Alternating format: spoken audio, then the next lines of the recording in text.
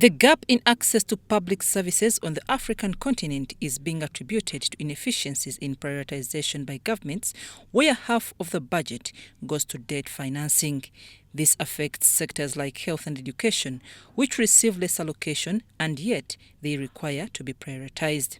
However, advocates of ensuring access to public services for all recommend that governments consider progressive taxation and harness mineral royalties to address this gap. One of them is progressive taxation. Another thing that they can do is to curb illicit financial flows, the money that goes out of the country that is supposed to be here. There are people who come here as investors and do business here. But when they get that money, there is a lot of leakage where they repatriate all the profits, they go out.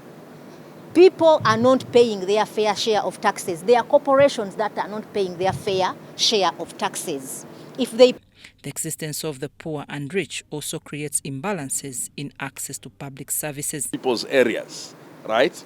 When those, as we heard in this conference, who are part of the emerging middle class make money, instead of demanding that the state should provide public service, they invest in their own alternatives.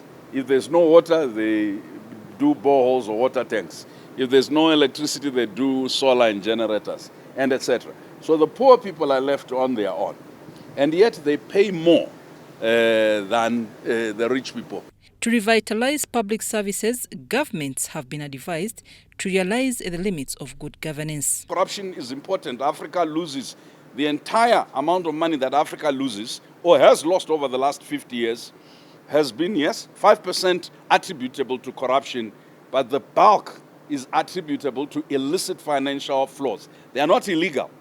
It's activity carried out by companies that are extracting oil, extracting diamonds, extracting platinum, titanium, now lithium. These companies do transfer pricing, trade misinvoicing. They do all sorts of tricks that rob Africa of critical development finance. African countries are highly indebted, and governments have resorted to getting loans from moneylenders, competing with sources of borrowing with their citizens. And the question of corruption, embezzlement of funds, is a question on governance gap. When we borrow the loans, how much do we use them within the service level of people? For me, if everything we borrow would be used exactly as well, we would not be indebted the way we are. The symposium will harness expertise to ensure people access health and education services, push for development of a new financial architecture, and also come up with African manifesto on public services. I'm Nafka Farida and Stephen Kalisya in Munyonyo.